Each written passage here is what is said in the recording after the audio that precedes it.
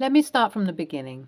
My ex-wife and I have been together for many years, and things seem to be going well. We had our ups and downs, of course, but we always worked through them.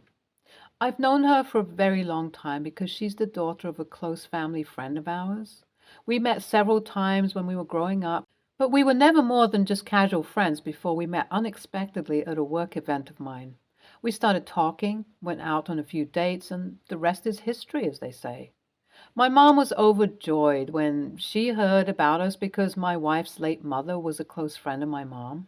The two of them grew very close because I guess my wife could see her mom in my mom, and my mom was equally fond of her. She has always wanted a daughter, but my parents weren't able to have any biological children after me, and I'm the youngest of three brothers. So I guess you can understand that my wife and mom were much closer than the usual daughter-in-law and mother-in-law pair. Our marriage wasn't picture perfect, but I was happy and I thought she was as well. I was completely taken aback when one day, out of nowhere, she told me that she didn't love me anymore and that she wanted a divorce. I was devastated, but I tried to talk to her and tried to save our marriage, but she was determined that she wanted to leave me and wouldn't even tell me why. I asked her if she met someone new, but she refused to answer any of my questions, and she said that she didn't want anything in the divorce and only wanted the whole thing to be over as easily as possible. I was just in shock. I didn't want a divorce, but it's not like I could force her to stay, so I cooperated with her, and we were divorced before I could even process anything. During this whole time, my mom maintained a distance from the divorce. She told me that she was certainly upset that our marriage had to end, but that she had come to love my ex like a daughter and wanted to be there for both of us. I was initially quite upset by this, but realized that holding a grudge wouldn't help anyone and just decided to let it go. 2 months into the divorce, I started dating someone new. I wasn't looking for a new relationship, but when I met her, everything just clicked. I decided that she was the one I wanted to spend the rest of my life with. So after we had been together for a year, I proposed to her on our anniversary and she said yes. We started planning our wedding and everything was going great. I should mention that my mother was never happy with this relationship, and based on a few things she had said, I know that my ex-wife wasn't happy about me dating someone so soon, and she did not like the fact that I was getting married again.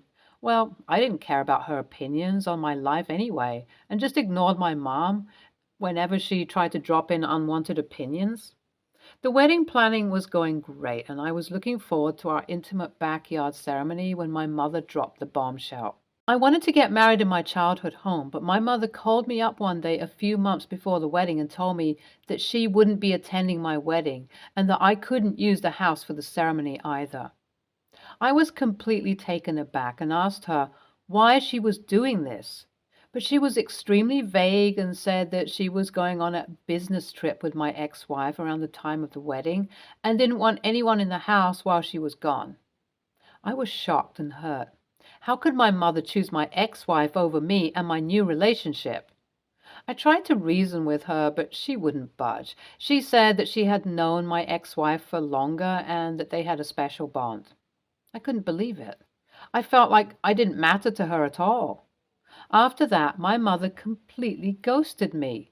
She didn't answer my calls or my messages. She didn't even send me a card for the wedding. It was like I didn't exist anymore. I was hurt, angry, and confused. I couldn't understand why my mother would treat me like this. Fast forward a year, and I honestly thought I'll never hear from my mom again.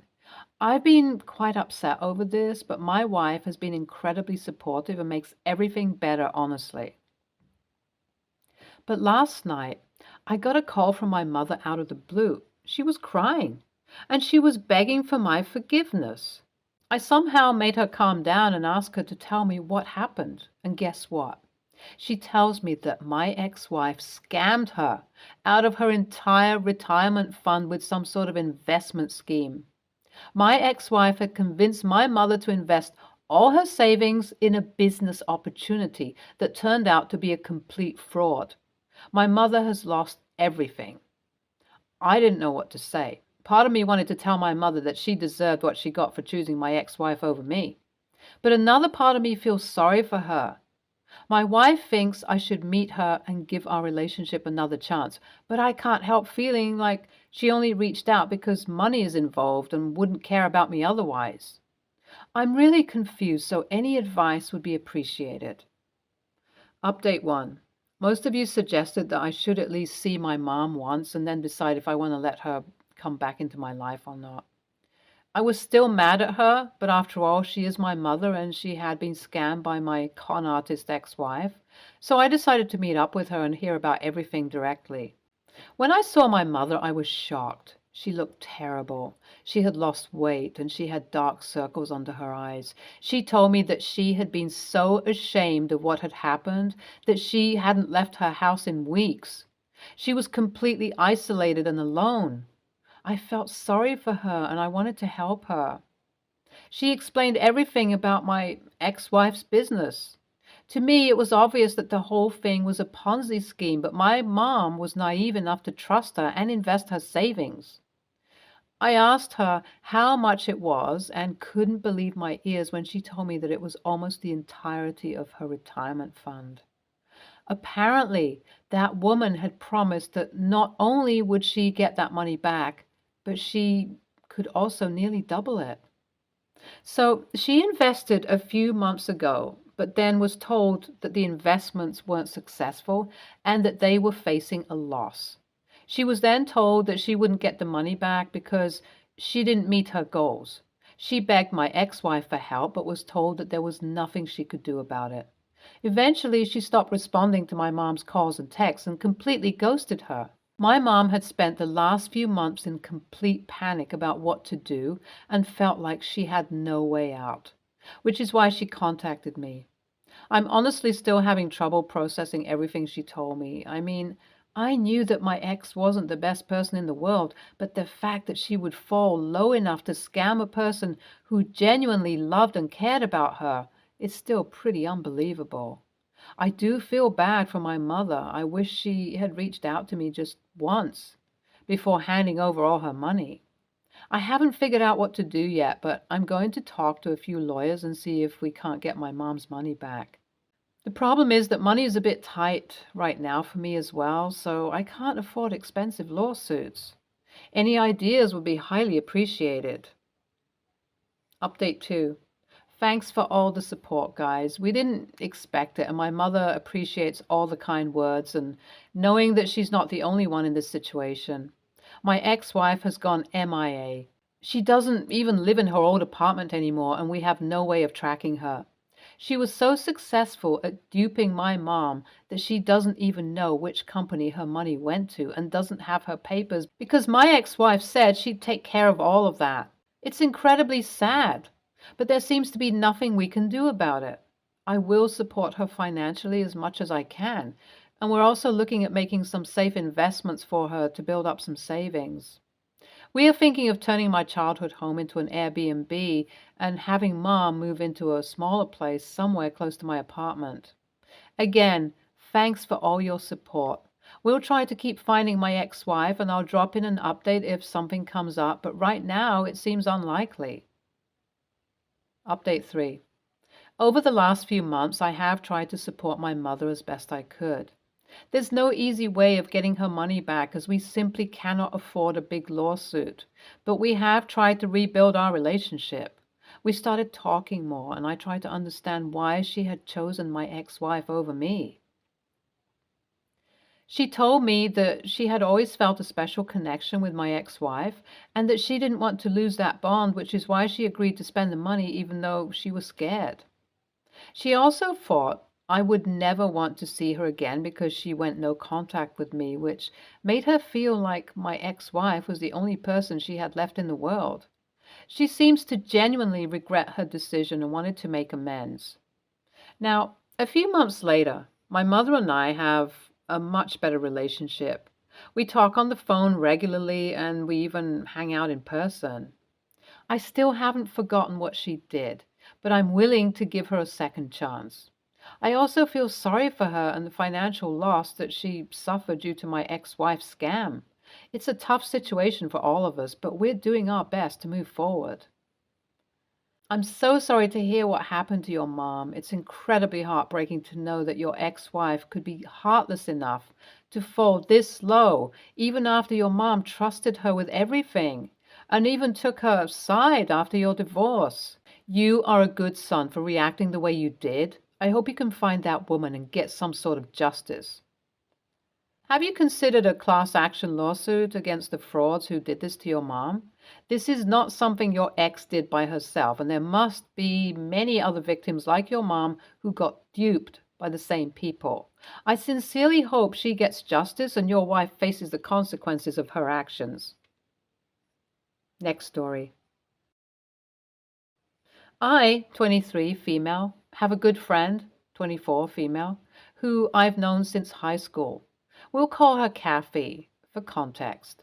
I come from a lower middle class family, while Kathy comes from a lower class family. My family isn't rich, but I was fortunate enough to have my parents support me so I can focus on school, while Kathy's parents weren't able to do the same, so she had to support herself. I can't remember when it started, but Kathy would make comments about how super lucky I was to have my parents pay for my things. I didn't mind the comments at first, but recently her comments became more passive aggressive and snarky. I just assumed she was stressed from trying to find a job after graduating. She would say things like, I'm glad I didn't have to rely on my parents like my name did, or finding a job is hard since I didn't have it easy like my name. She would say these things around my other group of friends and put me in an awkward spot since they would agree with her sometimes. The other night, I was hanging out with Kathy and the rest of our friends, and we were talking about how we wanted to raise our kids in the future. Right away, I had an idea of where this was going. Kathy started saying that she was going to make her kids work for their own things and learn how to be independent. I had no problem with what she was saying until she said something like, people who were given everything by their mommy and daddy their entire life don't know how to be grateful for things and wouldn't survive in the real world.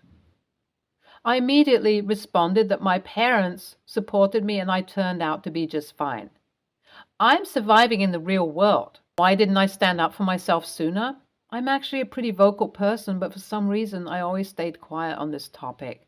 There's a stigma behind people who receive support from their parents, and I always felt ashamed to talk about it before. Stupid of me. But I'm slowly learning to become more open that yes, my parents did support me. 3. If it matters at all, my parents did not pay for my tuition. I had to take out loans, and those are my responsibility now. But they helped pay for a lot of things like buying me a car. Extremely thankful as this allowed me to get through school easier, and now I'm determined to repay them. 4. Did I show off my wealth to trigger Kathy's comments? No, because there's nothing for me to show off. I'm not materialistic. NTA, and agreed on this one, OP. Distance yourself to so-called friends that are as toxic as this. They are the ones who will celebrate your downfall instead of your success and happiness. You will reach a certain age and look back to this time and will regret it if you don't remove yourself in this equation. Anyone who puts you down doesn't deserve a time of day.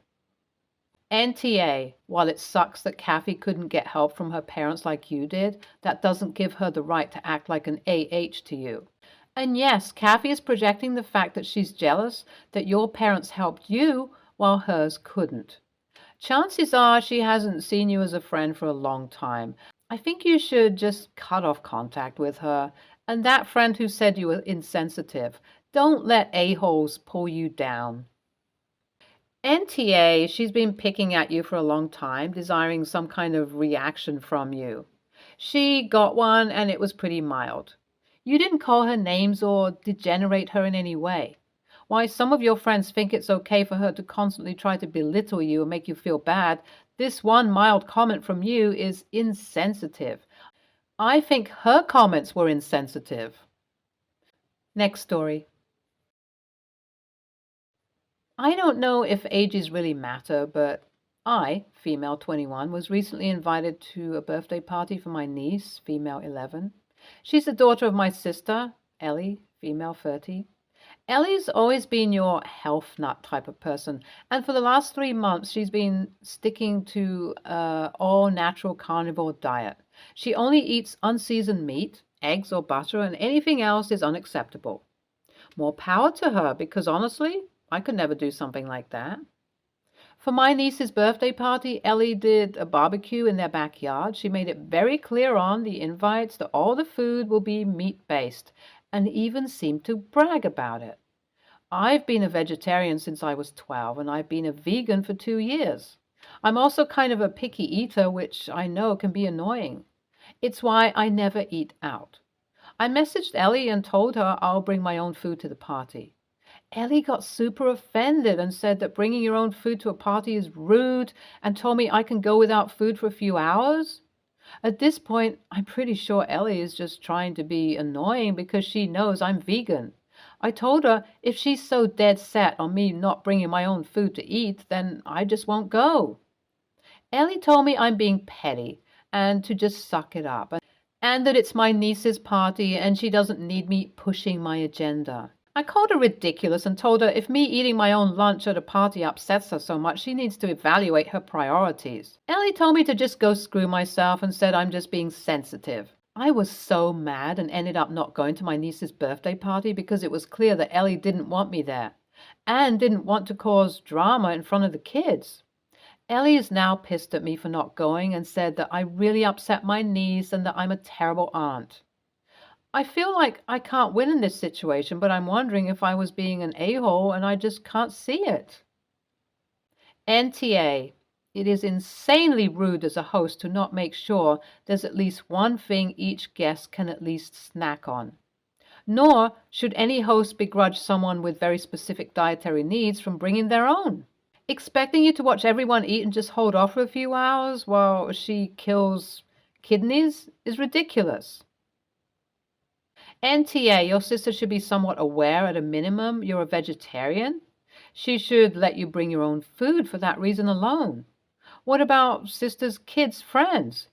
Also, any other guests? She's assuming there's no dairy, peanut, gluten, or other allergies? Or is she just assuming they can, one, not eat while others around them have a nice time and feel excluded, or two, somehow just stop having that allergy issues for the hours? If you want to have only a certain type of food for an event, that's fine, but don't be surprised when people need to bring their own stuff. NTA, I can understand not providing food. It's odd, but kinda okay if you're going to bring your own. Refusing to provide or let you provide food is bonkers. Blaming you for not attending when she's basically told you it's a barbecue you can't eat anything at and can't bring your own stuff is more bonkers. She's totally unreasonable. Stay tuned for more stories from our girl relationships.